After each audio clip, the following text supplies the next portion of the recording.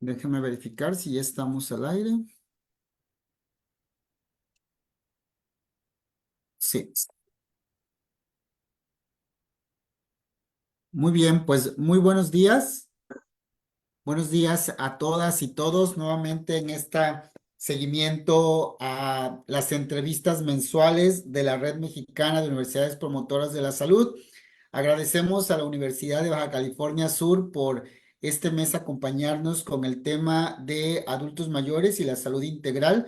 Y bueno, es que el tema último en la década del envejecimiento saludable al 2030, pues tenemos muchos retos de los cuales hablar y dialogar. Y para eso nos acompaña el doctor Manuel Omas, especialista en el tema, y que seguramente nos podrá aportar muchísimo al análisis de este gran tema que pareciera que es de los adultos mayores, pero no. Creo que es un tema que nos confiere a todas las personas porque o estamos o vamos hacia esta parte de nuestra vida tan importante. Doctor, buenos días. Gracias por estar con nosotros. ¿Qué tal? Muy buenos días. Muchísimas gracias por la invitación. Bueno, pues aquí a la orden y muy contento de poderle transmitir a toda la comunidad, pues algo de lo que nos dedicamos desde el área de la geriatría, desde el estudio del adulto mayor. Y bueno, bien como lo comentas, ¿no? Hacia un envejecimiento saludable, hacia una mejor expectativa de vida ya en la etapa del adulto mayor. Perfecto. Y bueno, pues para dar inicio, cuéntenos un poco, ¿cuál es la situación actual de la población de adultos mayores en el país? ¿Cómo estamos en relación a nuestra población? Claro que sí, mira, pues nos encontramos en una situación de envejecimiento exponencial, ¿no? Como decimos, ya hubo cambio demográfico, ya por ahí es bien sabido que las gráficas tienden ya no hacia una pirámide poblacional, sino esa pirámide ya se ha ido transformando poco a poco. Es, Nos hemos visto ya en la necesidad de crear nuevos servicios dedicados exclusivamente hacia el adulto mayor. Entonces, actualmente pues tenemos cerca de 18 millones de adultos mayores en el país, es decir, la población mayor de 60 años de edad, y esto va representando ya un poco más del 15% de la población. Desde hace algunos años se daban algunos datos bastante interesantes, como por ejemplo, hoy tenemos en el país más adultos mayores de 60 años que niños menores de 5. Entonces, bueno, en ese sentido, estamos y se vieron en la necesidad de crear estrategias para un envejecimiento saludable y no solamente estrategias para el envejecimiento que tenemos por imagen de la población pues más enferma, que más se atiende médicamente, ¿no? Sino voltear a ver hacia el lado positivo de esta población adulta, ¿no? Ok, gracias, doctor. Y bueno, entonces quiere decir que, como bien lo acabas de decir ahorita al final, la salud en esta población pues se ve comprometida, ¿no? O el estilo de vida o la calidad de vida se ve comprometida. Por lo tanto, necesitamos generar estrategias anticipadas. Cuéntanos un poco, ¿qué tenemos que hacer para valorar la salud y cómo cuidarnos desde etapas tempranas?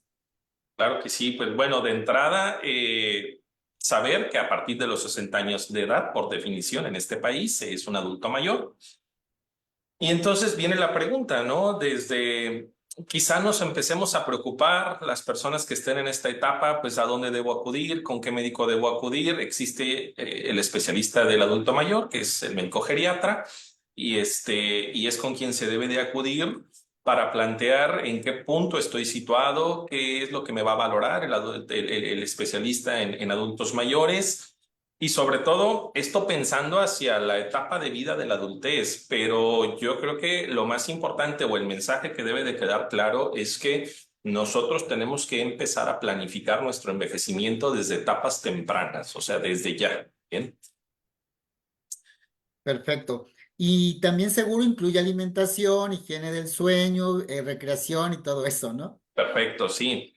Básicamente, a la hora de valorar al adulto mayor, lo valoramos, le llamamos esferas, ¿no? Y la esfera más importante es la esfera funcional. ¿Qué tantas cosas puede realizar el adulto mayor por sí solo? Investigamos acerca de su autonomía, de las actividades que realizan. Hay distintas actividades que realiza un adulto mayor, actividades básicas como bañarse, vestirse, poder ir al baño, poder controlar los esfínteres, subir escaleras, etcétera. Y de ahí las actividades van subiendo un poquito de nivel. Entonces nos damos a la tarea de valorar primeramente qué tanta autonomía tiene el paciente mayor. Para los geriatras, esa autonomía se define como el rasgo principal de salud de un adulto mayor. Para el médico especialista en un adulto mayor, no es tan necesario o darle tanta importancia a la cantidad o el cúmulo de enfermedades que tiene esta población. Sabemos de por sí que este grupo poblacional en un gran porcentaje son pacientes que tienen muchas enfermedades y que por lo mismo consumen muchos medicamentos y que quizá buscan atención médica constante, ¿no? Pero nos interesa a nosotros como especialistas del envejecimiento precisamente otros apartados que no necesariamente tienen que ver con el tipo de enfermedades, sino qué tantas cosas puede hacer, cómo está de su mente, porque tenemos una valoración neurológica. Es muy dado en esta etapa los trastornos neurológicos, los trastornos neurocognitivos, los trastornos neuropsicológicos del adulto mayor que se deben de atender también porque forman parte de la salud en un tema pues muy integral, ¿no? Tenemos que saber también la valoración social del adulto mayor. ¿Quién lo cuida? ¿Quién se hace cargo de él? ¿Quién es el cuidador responsable? ¿Cómo son las redes de apoyo que son tan interesantes? Y para nosotros también nos dan una directriz de cómo actuar, ¿no? No es lo mismo aquel adulto mayor que lo cuidan todos sus hijos, que aquel adulto mayor que no recibe la visita de sus hijos o que tiene que ser trasladado a una institución o a una casa de asilo, etcétera, ¿no? Y después englobamos todo y aunado a saber las enfermedades que padece, los medicamentos, las listas enormes de medicamentos que consumen este grupo de edad, para nosotros definir cuáles son los medicamentos que realmente necesita, cómo interaccionan esos medicamentos con el día a día del adulto mayor, si tienen algunos efectos adversos. Entonces, la atención de un adulto mayor es muy compleja, pero muy completa también, ¿no? Perfecto. Y entonces, aquí con estos elementos que usted nos da, podemos entonces considerar un envejecimiento exitoso ¿cuándo? Para tenerlo claro. Claro. Hablábamos anteriormente, se daba este término de envejecimiento exitoso, ¿no? Como el, no sé, como el logro máximo al que pudiéramos alcanzar al llegar en esta etapa. Sin embargo, se ha cambiado un poco este concepto de envejecimiento exitoso y lo hemos llevado hacia el término de envejecimiento activo, ¿bien? Porque hablar de envejecimiento exitoso es tener una integridad en absolutamente todas las áreas y todas sus esferas. No es la realidad, porque en alguna esfera, en algún punto, vamos a fallar, ¿bien? Si no es en el área psicológica, quizás sí es en el área social, pero quizás sí también en el área funcional. Entonces, mejor lo definimos como un envejecimiento activo para todo aquel adulto mayor que sigue siendo autónomo, que sigue siendo independiente para realizar sus actividades, que a lo mejor, evidentemente, neurológicamente está todo perfecto. Y aquí voy a hacer un énfasis un poquito en el hecho de decir, bueno, entonces, si yo no padezco ningún tipo de enfermedad, si yo no tengo hipertensión, si yo no soy diabético, si yo nunca he pisado un hospital, ¿quiere decir que tengo un envejecimiento exitoso? No, no probablemente sea eso, porque nos enfocaríamos exclusivamente hacia el área exclusivamente de la salud de enfermedad, ¿no? Pero a lo mejor no puedo tener ninguna enfermedad, pero sí a lo mejor tengo trastornos del sueño. Entonces ya no fue un envejecimiento exitoso, ¿no? Pero a lo mejor no tengo una buena red de apoyo, entonces ya no fue un envejecimiento exitoso. Así que englobamos un poco mejor el término en el envejecimiento activo. Es un paciente que puede realizar todas sus actividades que puede o no tener enfermedades, porque tampoco es que si no tienes enfermedades es que estás más sano, porque puedes tener 10 enfermedades, pero si las 10 enfermedades están bien controladas, te permitirá llevar un buen envejecimiento también, ¿no? Tienes que tener actividades físicas, tienes que tener un control nutricional. Hablábamos aquí un poquito de las cosas que tenemos que empezar a hacer cuando todavía no somos adultos mayores, si nos preparamos a lo largo de nuestra vida adulta para poder y llegar a estar mucho mejor en esta etapa de la vida, ¿bien? Claro, es que el término enfermedad a veces nos ponen en una situación muy compleja porque creemos que tener una enfermedad es limitante y discapacitante, ¿no? Cuando no es así, cuando son condiciones de vida gestionadas adecuadamente, son parte de una vida justo que debemos generar acciones y estrategias que nos permiten sobrellevarla de la mejor manera. Hay Claro, un tema, perdón, sí. adelante, adelante. Perdón, nada más para terminar, nos topamos también mucho con el poder de la aceptación, ¿no? Porque yo tengo que aceptar que estoy en una etapa de vida en la que voy a sufrir cambios simplemente por el envejecimiento fisiológico, ¿no? En mi cuerpo van a ocurrir cambios que no dependen de la enfermedad o no, sino del simple proceso de envejecimiento, ¿vale? Claro. Y bueno, a partir de esto que dialogábamos, la actividad física va a jugar un papel fundamental. ¿Puede explicarnos un poco más por qué la actividad física resulta importante? Claro que sí, mira, hoy sabemos más que nunca. Hay muchos estudios recientes en donde hay que empezar la actividad física desde etapas tempranas, porque la actividad física es verdaderamente la que nos va a dar un muy buen pronóstico hacia la adultez mayor, ¿no? Hace no muchos días se publicaban los factores de riesgo para demencia, ¿no? Demencia es una de las entidades más frecuentes que vemos los geriatras. Y dentro de los factores protectores, por así llamarlos, uno de ellos era la actividad física, ¿no? Además de otros, pero la actividad física en cualquier etapa de la vida y sobre todo hacia la adultez mayor se le brinda una importancia especial porque me refleja la autonomía que también debe de tener el paciente, la fuerza y encima además la estimulación neurológica o cognitiva del paciente, ¿no? El paciente adulto mayor tiene que tener este tipo de actividad física, ya sea en casa o acuerdo a sus posibilidades también, ¿no? Porque no es lo mismo decirle a un adulto mayor de 80 años que a lo mejor ha sufrido algún evento cerebral y tiene secuelas, ¿no? Pero aún así tenemos que adecuar las terapias físicas de los pacientes, ¿no? Pero es muy importante para la ganancia de músculo. Vamos perdiendo músculo también con el proceso de envejecimiento, entonces hay que fortalecerlo y no tenemos otra forma más que la actividad física. El dejar de movernos, el dejar de tener actividad física nos va a llevar a una pérdida de esta fuerza muscular, nos va a llevar a postrarnos, nos va a llevar a la inmovilidad y bueno, vendrán consecuencias muy graves si no se atienden a tiempo por el simple hecho de no haber cumplido con una actividad física adecuada, ¿bien?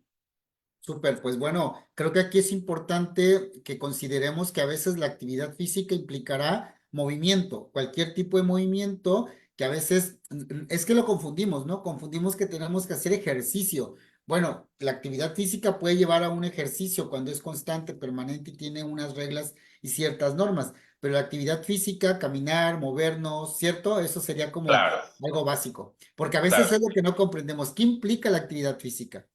Claro, sí, y adecuarla también, ¿no? Porque como lo comento, o sea, cada paciente va a tener su rol de actividad física, su entrenamiento, su tipo de ejercicios que pueda realizar, acorde a sus posibilidades también que tengan, ¿no? Pero aún así, todos somos candidatos a tener este tipo de actividades, ¿no?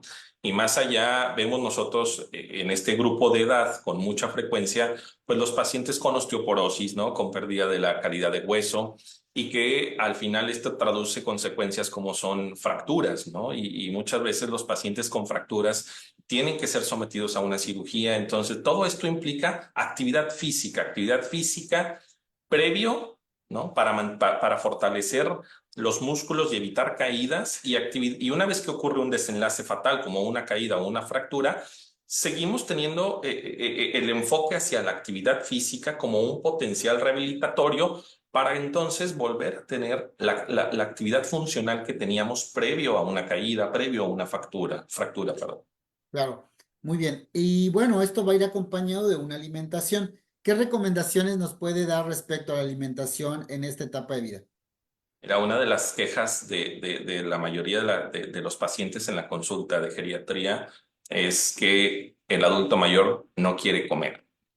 Y entonces se vuelve ahí como un tema muy importante para el familiar. Los familiares piensan que tiene que comer todo el tiempo el adulto mayor, ¿no? Pero bueno, yo soy de los de los que no creen las dietas restrictivas, ¿no? En este grupo de edad. Nada es restrictivo. Pero sin embargo, adecuar el tipo de dieta de una forma muy particular en cada paciente. Recordar que nosotros vemos pacientes y los pacientes son heterogéneos y hay que clasificar a cada uno conforme a los antecedentes que tengan, si el paciente es hipertenso, si es diabético, si tiene problemas en sus riñones, si tiene problemas en otro órgano vital, que a lo mejor haya que ajustar un poco la dieta en ese sentido, ¿no?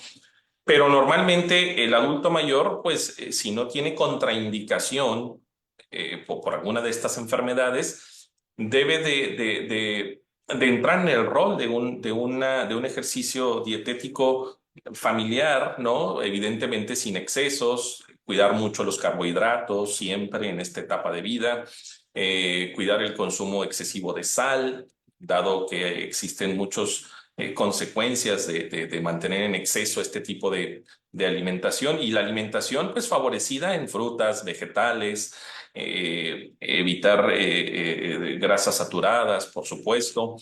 Pero como lo comento, nada restrictivo, ¿no? Aunque hay, por supuesto, estudios que apoyan que vigilar la calidad de la dieta en esta etapa, como en cualquier otra etapa de la vida, ¿no? Trae beneficios, sobre todo en aquellos pacientes bueno, que tienen una carga de enfermedades bastante mayores, ¿no? Puede que el paciente tenga el acceso hacia un nutriólogo. No todos los pacientes tienen el acceso para acudir con un nutriólogo y que les lleve de la mano un plan de alimentación. Sería lo ideal, ¿no? En las instituciones de salud lo tenemos, afortunadamente, y pueden acudir allí para que les hagan un plan de alimentación en base a la evaluación integral de cada uno de los pacientes, ¿no? Pero si el paciente no tiene el acceso al nutriólogo, el paciente puede, pues, por lo pronto, cuidar su calidad de alimentación desde casa, ¿no? Y basada también en el tipo de actividad física que tenga, por supuesto. Sí, claro, porque las porciones determinarán, ¿no? No puedo comer mucho si tengo nula actividad física, ¿no? La Sí, quema claro, calórica se ve comprometida. Muy bien, claro. doctor. Y bueno, algo importante es que, bueno, ya nos explicó detalladamente cómo la actividad física, la alimentación tienen un impacto favorable en la calidad de vida. Pero a nivel neurológico, ¿qué podemos hacer para el desarrollo neurológico en esta etapa de vida? ¿O qué debemos hacer desde edades tempranas para poder desarrollar y fortalecer esta parte de nuestro funcionar diario? Claro. Mira, me regreso un poquito a lo que estábamos comentando ahorita del aspecto neurológico del paciente. De las consultas que más vemos son pacientes con deterioros de memoria, pacientes con alteraciones ya bastante avanzadas de síndromes demenciales. Y de pronto, desde hace 6 años, los reportes internacionales de enfermedad de Alzheimer venían marcando ya con gran diferencia el hecho de eh, cómo evitar, ¿no? Llegar a tener este tipo de enfermedades cuidándonos desde que somos adultos jóvenes, ¿no? Y entonces ahí hablaban desde hace ya años, insisto, que el adquirir enfermedades en etapas tempranas como hipertensión, como diabetes, representaría un riesgo para tener a lo largo de la vida un deterioro en las funciones mentales, ¿no? Un deterioro en la memoria. ¿Qué hay que hacer? Empezar a cuidarnos desde temprano. Esto hoy lo sabemos, hoy lo conocemos, ¿no? Sin embargo, existen otros factores muy importantes como lo son la actividad física, que ya la estábamos hablando apenas, control de las enfermedades que tenemos, pero también ayuda mucho los roles sociales aquí, ¿no? Estar acompañado, tener una buena red de apoyo y la estimulación neurológica a través de ciertas actividades que nosotros podríamos llamarle fortalecimiento de memoria, ¿no?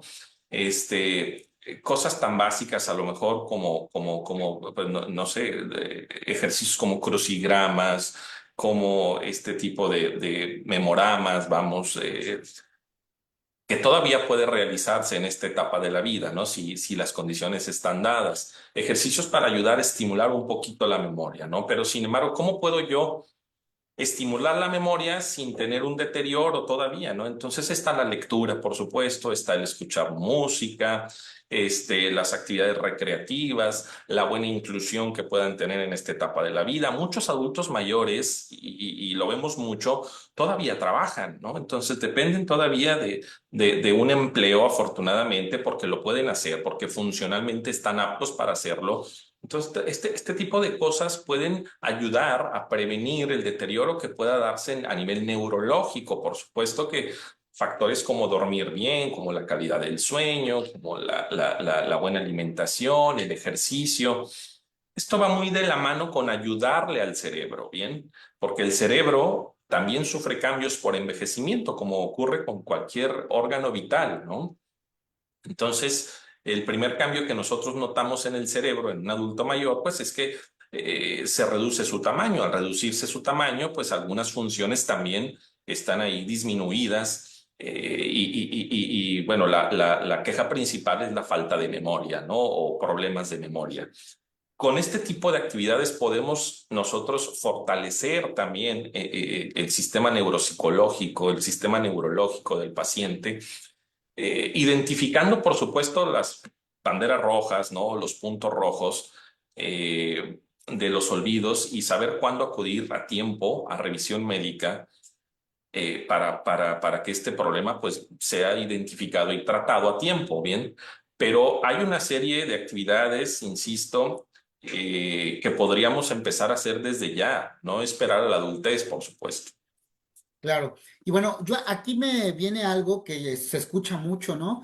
Que a cierta edad comenzamos, ay, no, yo ya no puedo porque ya tengo ciertos años, ¿no? Oye, ¿por qué no estudias algo? No, yo ya estoy grande para eso, ¿no? También viene el estigma, ¿no? Eso. El propio estigma que la sociedad ha creado respecto a la edad, que hoy conocemos como edadismo, y que no nos permite, ¿no? Darle sentido a estos sectores o momentos de nuestra vida. ¿Qué opina al respecto?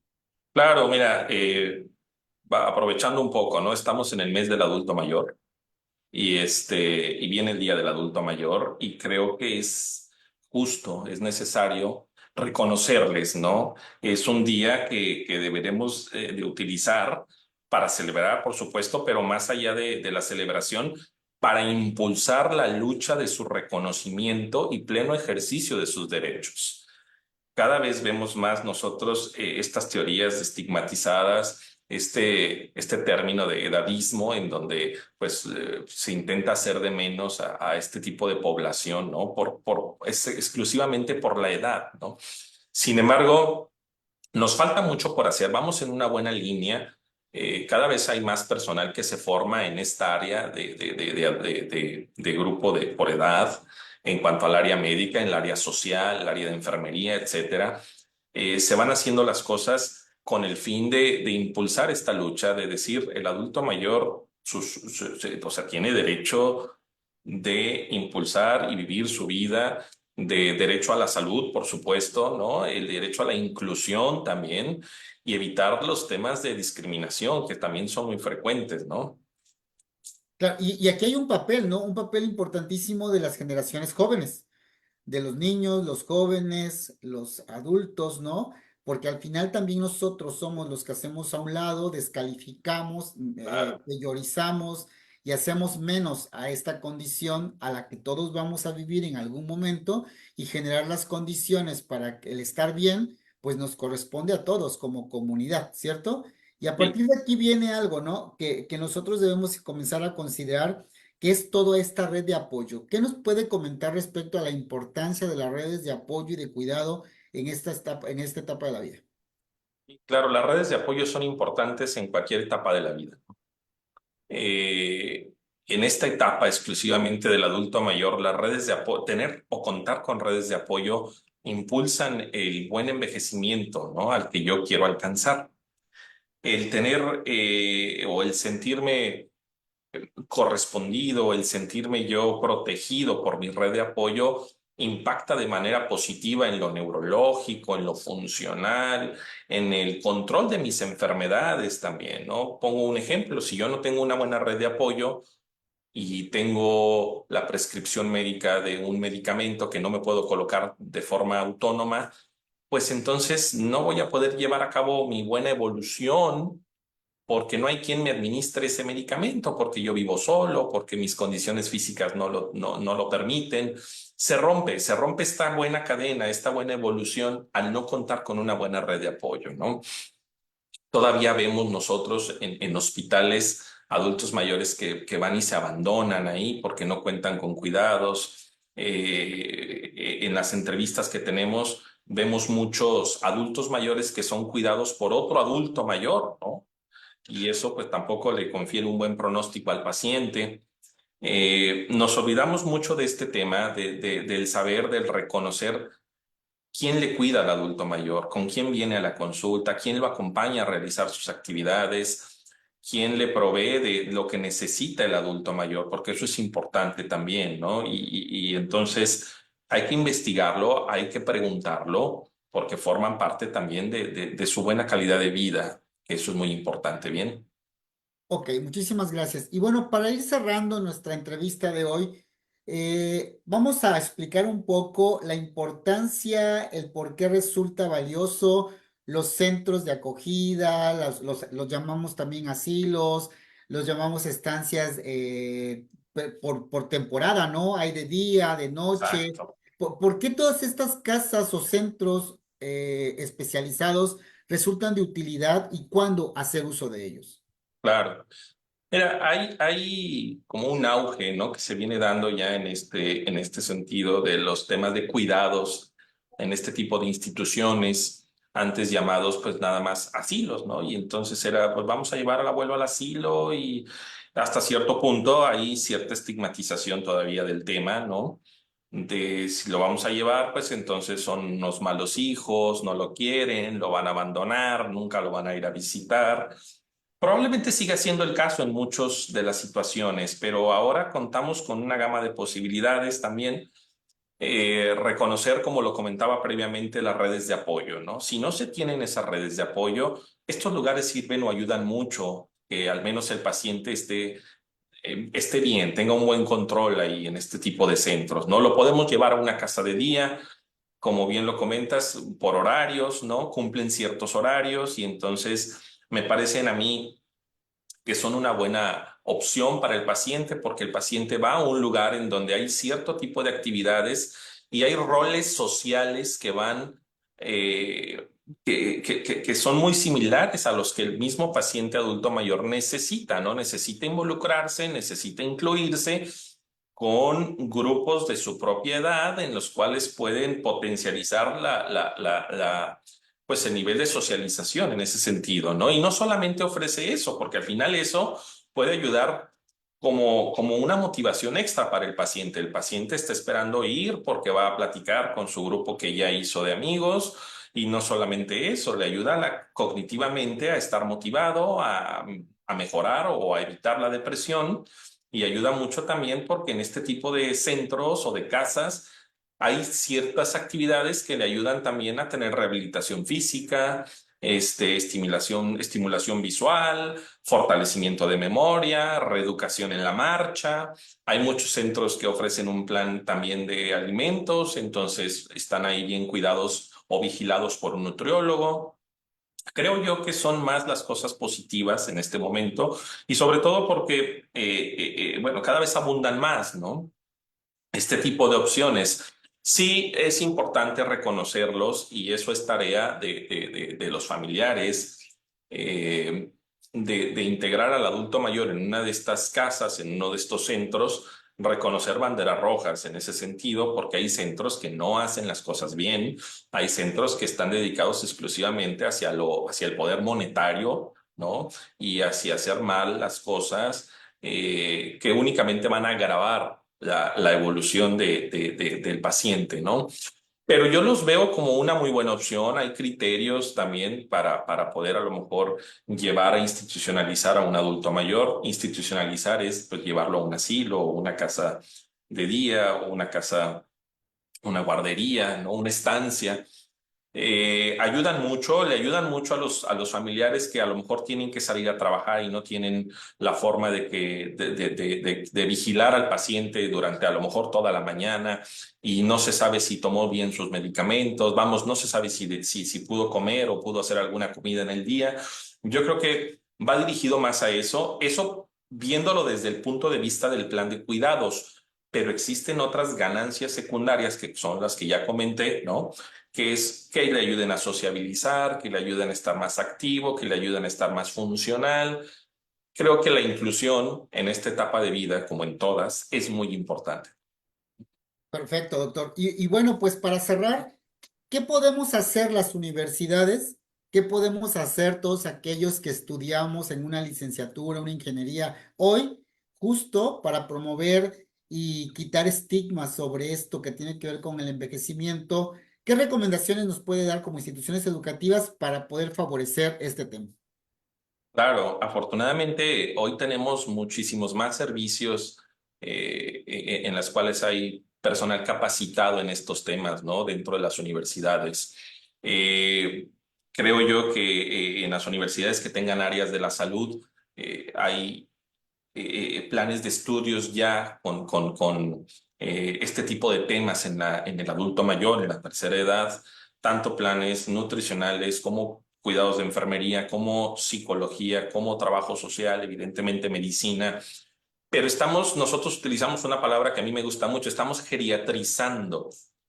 Y eso quiere decir aportar un poquito de lo que nosotros hemos aprendido hacia concientizar a la mayoría de la población. Por supuesto, nos interesan mucho nuestra población estudiantil, porque son los jóvenes, porque son los que le dan vida a todo esto de la red universitaria. Y desde ahí vamos a empezar a hacer conciencia, ¿no? Acerca de lo que es esta etapa de vida para que ellos logren de entrada ir ideando su propia calidad de vida para tener un buen sistema de envejecimiento y entonces enfocarse un poquito más o tratar de que sepan un poco más cómo cuidarlos, qué prevenir, cuáles son los focos rojos en ellos, ¿no?